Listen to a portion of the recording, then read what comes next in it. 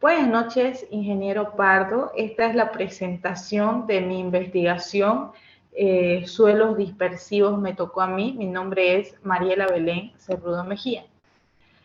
Para el tema de hoy voy a explicarle un poco de lo que trata estos suelos dispersivos, iniciando con la división en suelos, ¿no? En suelos nosotros dividimos, o vamos a dividir en este caso, los suelos según su comportamiento. Los suelos según su comportamiento se dividen en suelos estructuralmente estables y suelos estructuralmente inestables. Los estructuralmente estables dependen de sus propiedades intrínsecas y factores externos. En cambio, los suelos inestables son aquellos que generalmente no dependen de solicitaciones ni factores externos. Así también estos son los cuales cambian sus propiedades físicas y mecánicas en cuanto entran al contacto con el agua, ¿no? Y son normalmente inestables para las obras civiles. El objetivo de este proyecto y de esta investigación es poder tener en claro la identificación de los suelos. Los suelos dispersivos están dentro de la familia de los suelos estructuralmente inestables. Así podemos ver los factores para que se pueda lograr una buena identificación y obviamente un reconocimiento adecuado del suelo.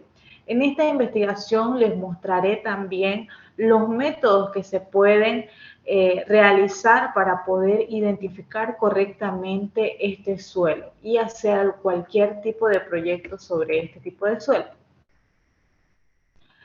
Los suelos dispersivos, los suelos dispersivos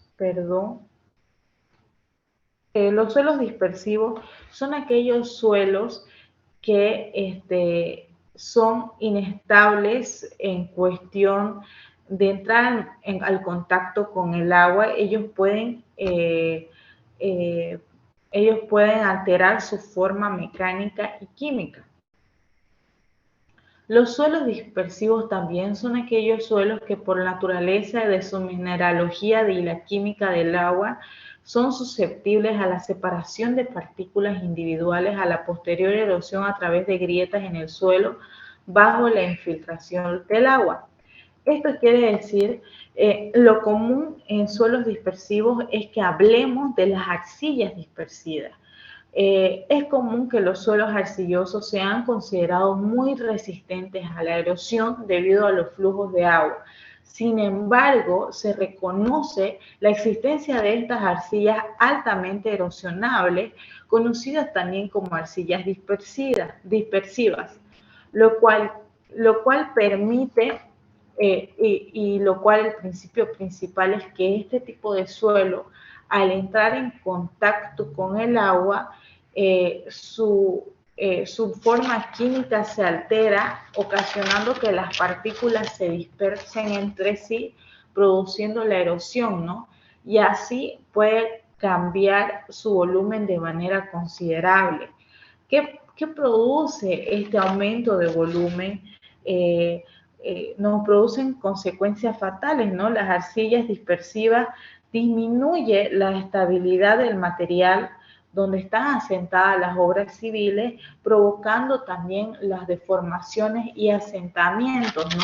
Es por eso que tiene que ser muy importante la identificación de este tipo de suelo para poder hacer la posterior estabilización o el movimiento de suelo para poder realizar una obra civil sobre ella, ya que el cambio del volumen al contacto con el agua puede ocasionar, como decíamos, los distintos problemas de deformaciones o asentamientos en las obras civiles. Entonces, se produce este tipo de erosión en estos suelos y existen distintos tipos de erosión. Existen la erosión por tubificación, que es una forma particular de la rotura por erosión interna, bajo una gradiente hidráulica saliente con el resultado de la salida del agua, ¿no? También tenemos la tubificación retrógrada, que se presenta en las laderas con mayor, en las laderas, es el responsable de la erosión por filtración. Y también tenemos los pozos o sumideros. Estos pozos o sumideros considerados depresivos, que en lo cual ocasiona que al momento de se forman pozos o sumideros subterráneos, lo cual va carcomiendo el material, llegando a poder alterar y erosionar durante todo el suelo arcilloso, ¿no? Cabe recalcar algo muy importante en este tipo de suelo, que al momento de poder hacer cualquier ensayo, nosotros no podemos ver de manera clara, no podemos ver de manera visible. Es muy poco probable que podamos identificar este tipo de suelo de manera visible y reconocerlo, ¿no? Por lo cual es necesario hacer distintas pruebas y ensayos de laboratorio para poder identificar si estamos ante un suelo arcilloso. Esta identificación de los suelos dispersivos debería comenzar con el reconocimiento en el campo para identificar si existe alguna indicación en la superficie. Algunas de las señales que existen o que podemos identificar a simple vista para ver si estamos ante un suelo arcilloso es la presencia de quebradas profundas y fallas por tubificación en pequeñas represas. También la erosión en grietas de los caminos, la erosión tipo túnel a lo largo de las quebradas de las arcillas unidas en roca y la presencia de agua nublada. Estas son señales claras que nos pueden permitir identificar si estamos ante un suelo arcilloso. Existen, aquí podemos ver los antecedentes y algunas fallas que se han dado por tubicación, que son los tipos de erosiones que hemos visto, y por tubificación en retrógrada, ¿no? Que dijimos que se da mayormente en laderas.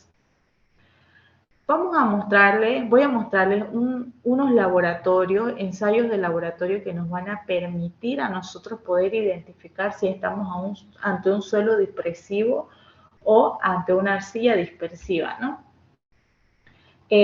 Los ensayos que vamos a ver ahora son el ensayo de Crum y el ensayo de Pignoli, que estos están normados, ¿no? Son los más comunes que utilizamos en la actualidad para poder identificar este tipo de suelo. Este ensayo consiste en colocar un trozo del suelo, un pedazo del suelo a examinar en el agua, observando la dispersión como el grado de nubosidad del agua. ¿Qué quiere decir esto? Vamos a clasificar en qué grado de dispersión reacciona este suelo al estar en contacto con el agua. Lo común es que al momento de que esta arcilla entra en contacto con el agua, sus partículas se van a dispersar de manera tal que se pueda ver el color del suelo o las partículas dispersadas en cada punto del agua, ¿no? No es como un suelo arenoso o otro tipo de suelo que al momento de estar en contacto con el agua, ella se asienta. Pero este tipo de suelo tiene la particularidad de dispersarse, ¿no? Y lo vamos a clasificar por grados. Este ensayo nos permite clasificar por grados. El grado 1 es donde no hay ninguna reacción, la muestra se desmorona y se esparce en el fondo del recipiente sin enturbiar el agua, ¿no? Esto es ante un tipo de suelo arenoso. En cambio, en el grado 4 es cuando la reacción es fuerte y la turbulencia cubre el fondo del recipiente y puede llegar a expandirse en todo el volumen del agua. Aquí podemos ver en las distintas probetas cómo es que reaccionan los distintos suelos. Si podemos fijarnos en la probeta del medio, se ve un agua turbia, un agua que ha cambiado completamente el color. Esto quiere decir que las partículas del suelo arcilloso se han dispersado por todo el agua y podemos ver a simple vista que estamos ante un suelo arcilloso dispersivo, ¿no? Porque sus partículas tienden a esparcirse. En cambio, en otros tipos de suelo que hemos visto que están en estas probetas, no, el color del agua se mantiene y el suelo, el material se asienta, ¿no? También tenemos, aquí podemos ver cómo es que reacciona el suelo al final del laboratorio y cómo es que se da la identificación de este suelo, ¿no? Tenemos el ensayo de Piñol.